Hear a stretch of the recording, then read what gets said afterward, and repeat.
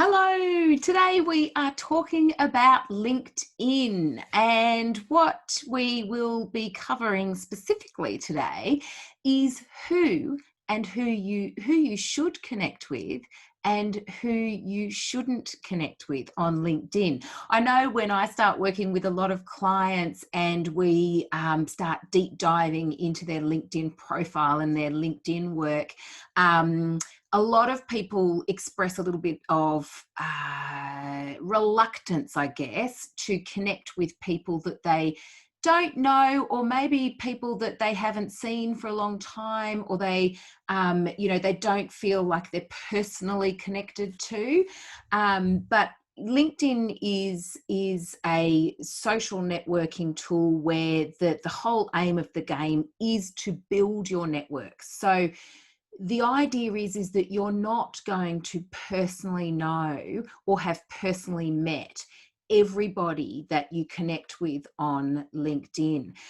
The idea here is that you connect with people online to then meet with them, hopefully personally, down the track when you start doing business with them, or collaborating with them, or conversing with them, or even just kind of networking and meeting up for a chat. It's like the reverse of actually going and meeting someone at a networking event, and then striking up a connection online when you start emailing or joining each other on social. This is the opposite. We're actually going to use this platform to connect first and foremost on a digital channel, to then hopefully build that relationship out further. So it's okay if you don't personally know someone on LinkedIn. So this applies for when people actually request to connect with you, but it also applies when you're looking to actually proactively build your network. So I've got a list of people that you can start with in terms of who it makes sense to connect with on LinkedIn. Remember, this isn't Facebook, so you're not sharing personal details, you're not sharing intimate details or intimate moments with your kids, etc. This is purely professional, and so we can connect quite confidently with people in this way. So first of all, you can collect with any of your alumni. So that might be your university alumni, and you can actually search on the platform using the search tool to find people that also attended the same university as you, or it might have been some additional study that you did. It might have been a private course or a postgraduate course. I don't think schools are on there, not that I've noticed, but yeah, it's mostly your secondary education, your university education. So you can search that way, but I know like TAFE and those sorts of things are on there as well, so it's not just universities. So alumni. Past and existing work colleagues. So connect with the people that you work with. Again, a lot of the time I get feedback from people going, well, I don't need to connect with them because I work with them. But you do, it's actually a really good idea to connect with them, because once you connect with them, LinkedIn is built around the notion of 6 degrees of separation. So you connect with them, and then you will get an exposure through your socialization. When you start actually using the platform, you will get a connection with their networks as well. That's an episode for another day. Past and existing clients and customers. So think back as to who you've done business with over the years. Now, if you've been in business, or if you've been working for as long as I have, that could be 20 years worth of connections that you've made over the years. Now, look, if you've worked with someone 20 years ago, before social media was even a thing, and email wasn't as sophisticated as it was, you might not have the digital kind of address for those people. However, you can actually, if you can remember some of those clients that you've done business with, you can actually type their name into the search function of LinkedIn and look for them that way. But again, you never know where these people are now, and you never know how they might be able to contribute to your professional network at this stage. Another good one is people that you meet at professional events. So this is kind of what I spoke about before. So if you go to a networking event, or even if you go to a conference, or any sort of professional event, if you're actually meeting with people and exchanging conversations, exchanging business cards, it's a really good idea to actually follow that up with a personalized note and a LinkedIn connection, within 24 hours, so that you can actually keep in touch more easily. And so that's the other thing that you can do with that is not just limit it to the people that you meet. I know when I attend, virtual events or conferences or professional events, if there have been speakers or presenters that have actually, that are within my industry, and I think would make a great connection in my personal network, I'll actually reach out to them with a personalized note as well and say, look, I attended this conference, I thought your presentation on this topic was fantastic, and I'd love to keep in touch on LinkedIn.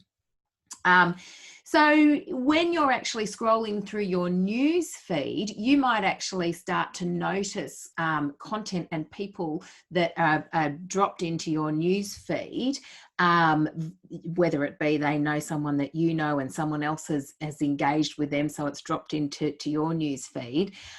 If they're publishing content that could have some relevance to your business or your clients or your customers within your business, it's a great indication that perhaps you might really benefit from connecting and having that person in your professional network, particularly if their content really sparks interest within you.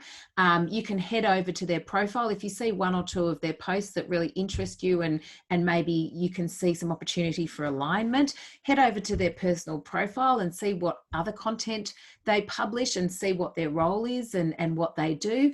And don't be afraid to reach out and again, with a personalized note that just says, hi, really like this content. I loved this article, or I loved your comment on this. It would be great to connect on LinkedIn.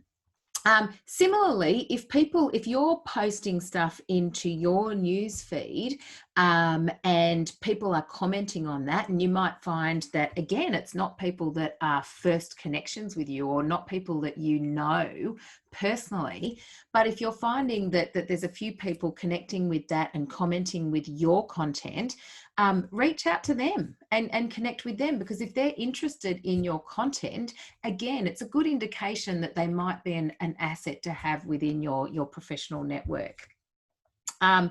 People with mutual contacts that now with this one, it's really important to, if the mutual contact is someone that you trust. So say, for example, you work with a whole bunch of people and you know them really, really well.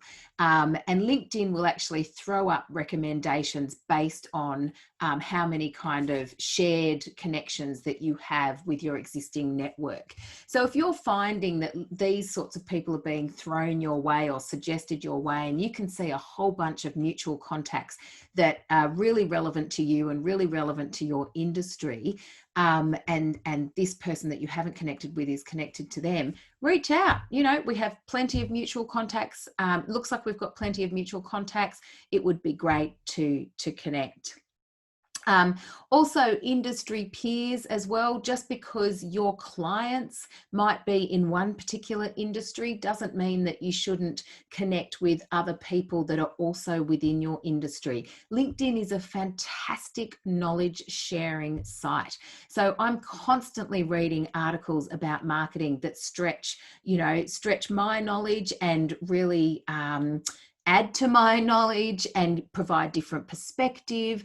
I find the news feed on LinkedIn is actually one of my major information sources. So if you're worried about connecting with industry peers from a competition point of view, obviously don't maybe connect with your direct competition, but certainly connecting with other people within, if you're a financial advisor or a lawyer or whatever, connecting with other people in that industry can be really beneficial from the information that they're sharing. And also, if you're connecting with them, then they might be connecting with other people that might be relevant to you. Again, just think of that ecosystem, that 6 degrees of separation. It's all about building your network. And then, of course, you know, people who represent your ideal client or customer. So what you can actually do here, and this is content for another episode, is you can actually use the search function on LinkedIn to find the decision maker in the kind of organization or the business that you want to work with. So for example, for me, I predominantly work with small business owners. So I could actually go in and conduct a search within LinkedIn that looked for business owner or founder or entrepreneur or something along those lines to actually get a list of recommended people who would fit within my target audience. I can then kind of just look through each of those profiles and work out whether they're someone that's relevant to be connected with me and to reach out to them. So that's a kind of good guide that will give you some idea as to who it makes sense to connect with on LinkedIn. I guess the biggest takeaway really is don't think you have to personally know someone to connect with someone. The search function on LinkedIn is fantastic. You can type in the name of a person, or as I said, you can type in the position of someone that you'd like to do business with, or even an organization, and start connecting with people proactively. And just make sure you're always reviewing the requests for connection as well. You know, don't connect to the people who look spammy or irrelevant to your network. If you think that this, really looks like someone who's just going to fill your direct inbox, your inbox with, annoying sales pitches, don't connect with them. But definitely think outside the square when it comes to building your professional network.